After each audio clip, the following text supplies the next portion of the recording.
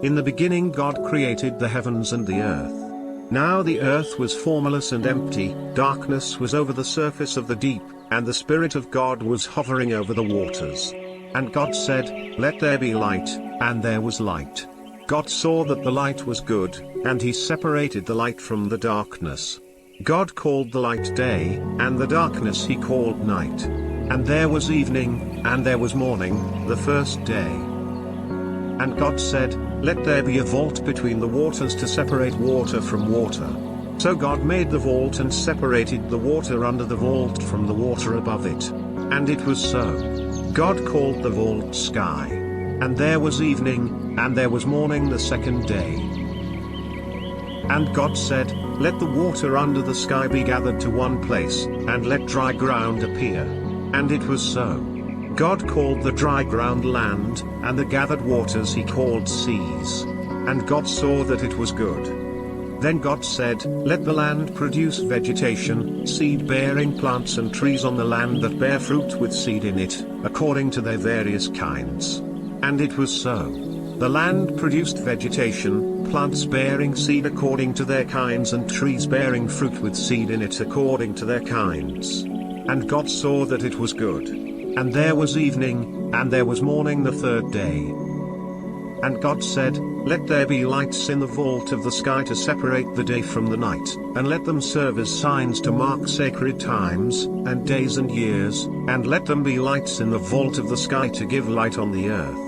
And it was so. God made two great lights, the greater light to govern the day and the lesser light to govern the night. He also made the stars. God set them in the vault of the sky to give light on the earth, to govern the day and the night, and to separate light from darkness. And God saw that it was good. And there was evening, and there was morning the fourth. And God said, "Let the water teem with living creatures, and let birds fly above the earth across the vault of the sky." So God created the great creatures of the sea and every living thing with which the water teems and that moves about in it, according to their kinds, and every winged bird according to its kind. And God saw that it was good. God blessed them and said, "Be fruitful and increase in number and fill the water in the seas, and let the birds increase on the earth." And there was evening, and there was morning the fifth day. And God said, "Let the land produce living creatures according to their kinds, the livestock, the creatures that move along the ground, and the wild animals, each according to its kind." And it was so. God made the wild animals according to their kinds, the livestock according to their kinds, and all the creatures that move along the ground according to their kinds. And God saw that it was good. Then God said, "Let us make mankind in our image, in our likeness, so that they may rule over the fish in the sea and the birds in the sky, over the livestock and all the wild animals, and over all the creatures that move along the ground." So God created mankind in his own image, in the image of God he created them, male and female he created them. God blessed them and said to them, "Be fruitful and increase in number, fill the earth and subdue it. Rule over the fish in the sea and the birds in the sky and over every living creature that moves on the ground." Then God said, "I give you every seed-bearing plant on the face of the whole earth and every tree that has fruit with seed in it. They will be yours for food.